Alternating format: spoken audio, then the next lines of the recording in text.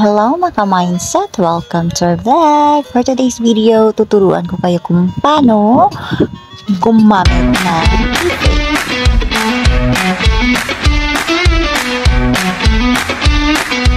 Pero before tayo mag-start, please don't forget to like, subscribe, and hit the notification bell para lagi kayo updated sa mga tutorials namin. Tara, umpisahan na natin. So, dapat meron kayong ganito na video na gagawin. Ganyan. So, isang video lang po yan. Ganyan lang po. Gayahin na lang po natin yung video na yan. Yung nakaupo lang, gano'n. Tapos may patanaw-tanaw kung saan-saan. Gano'n. Nagal pa yan. Ganon. 9. Very good! Ngayon, tap natin yung CapCut application natin.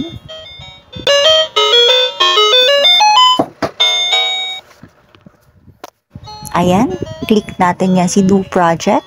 Then, mararoute tayo dun sa may gallery natin. Tapos, hanapin natin yung background na gagamitin natin. Ayan, hanapin natin muna.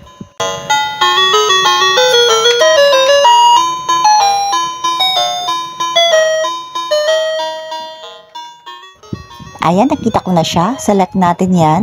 Tapos, click natin si Add. Ayan.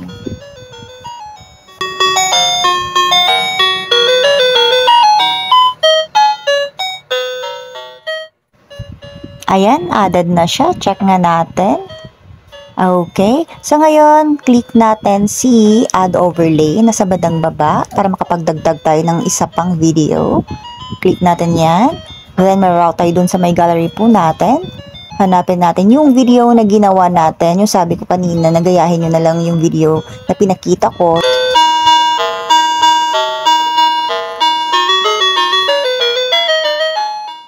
Select natin yung video na yon, then top add, yan nasa bandang baba. Ayan. So, ngayon added na siya. So, next step, ang gagawin natin is magka-cut tayo, magde-delete tayo ng parts na hindi gagamitin. So, yung straight line na yan, ayan, doon natin yan itututok o itatapat sa part kung saan tayo magka-cut or magde-delete. Then, click split. Ayan siya. Then, make sure yung naka-highlight ay yung part kung saan yun yung i-delete natin. So, ayan. Then, click delete. Ayan siya. Deleted na siya. Then, drag lang natin papuntang front yung natira. Ayan. Then, magka-cut rin tayo dito sa bandang dulo. So, hanapin natin yung pagtayo or after mag-jump ng tao. Ayan siya. Yung straight line, doon natin tututok kung saan tayo magde-delete. Ayan natin. Tutok natin yan. Then, click split. Ayan. Make sure naka-highlight yung part na i-delete natin. Then, click delete. Ayan. So, deleted na siya. Ayan. So, next, magre-remove background tayo. Hanapin natin si remove BG. Ayan, click natin yan. Then, tap natin remove background. Then, click natin yung check yung nasa bandang gitna. Ayan, click natin yan. Okay, so ayan na. Wala na siyang background. Ngayon, gamit yung dalawang daliri natin, pwede natin i-touch yung screen para pwede natin i-move yung tao na yan kung saan nating part gustong ilagay. So, ako gusto ko siya dito sa may gitna na mukhang nakaupo talaga siya dyan. Then, gamit yung dalawang daliri natin, touch lang natin yung screen, pwede natin siyang i-resize. Gagamit tayo ng keyframe para sumunod yung tao sa paggalaw ng background. Tutok natin yung straight line na yan. Then, tap natin yung diamond shape or keyframe na sa bandang taas. So, move natin ng konti yung straight line na yan.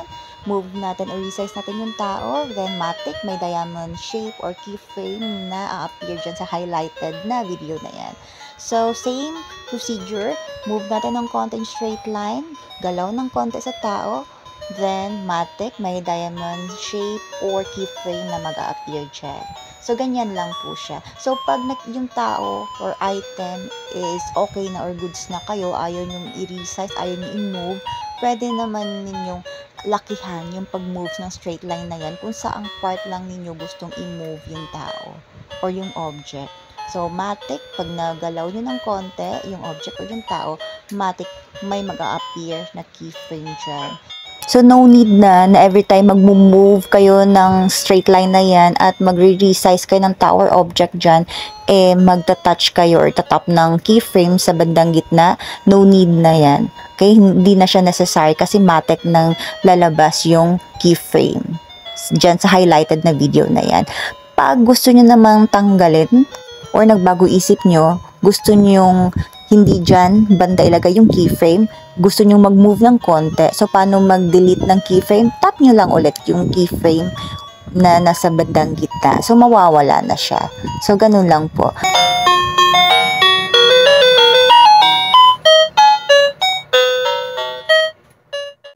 Dito na part, ayan, pagtayo ng tao, gusto ko siyang i-drag pataas. Ayan, so gamit yung dalawang daliri ko, touch ko yung screen, dadrag ko yung tao pataas.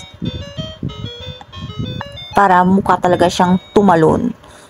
Okay, so tumalon siya ng ganun, mataas, pababa. Ayan, so keyframe, ayan. Namitan ko siya ng keyframe para sumunod siya. So, after ko siya i-drag pataas, dinrag ko naman siya pababa. Ayan, so mukhang tumalon talaga yung tao.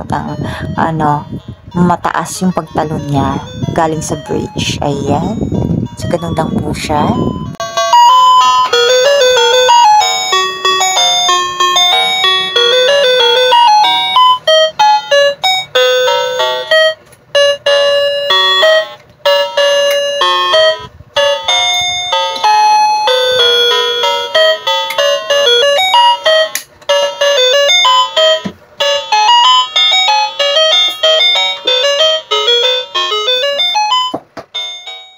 Ayan, so adjust lang natin ng konti yung pagtalo ng tao para makuha natin yung gusto natin.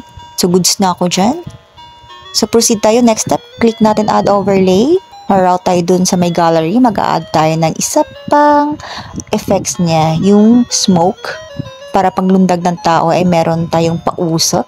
Sure ba? Hanapin natin yun. Tap natin yung smoke na yan. Then, click add. Nasa bandang baba. Ayan siya. Ayan, then since naka-black screen siya, hanapin natin si Splice. Nasaan na ba si Splice? Ayan. Then tap natin si Filter. Ayan. So, ayan, wala na yung black screen niya. Gamit yung dalawang daliri natin, touch natin yung screen, then i-drag natin pababa si Smoke. Ayan siya. So, hanapin natin yung tama na pagtalo ng tao sa labas ng usok. Ayan, adjust natin yan. Hanapin natin yung timing. So, konting pasensya lang. Ita-timing lang muna natin yung pagtalon at paglabas ng usok. Ayan siya. So, goods na tayo dyan. Nakuha na natin yung timing.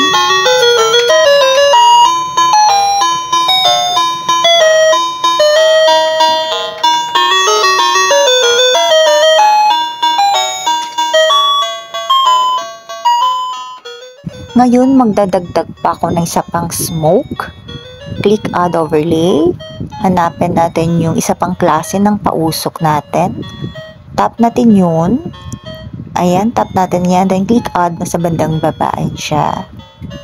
Ngayon, naka-black screen din siya. So, click splice.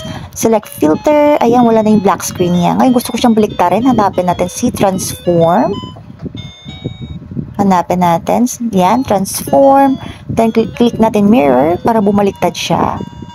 So, ayan. Napansin nyo ba guys? Bumaliktad siya. Ayan. Then, gamit yung dalawang daliri po natin. Touch natin yung screen. Then, drag natin pababa yung smoke. So, dito ko siya banda gusto ilagay. Lalakyan ko siya ng konti. Ayan. Para hindi naman masyadong boring yung short video natin. So, lalagyan ko siya ng maraming pausok. Hanapan ko lang siya ng timing kung saan siya o kailan siya mag-a-appear. Ayan, so gusto ko siya dito banda.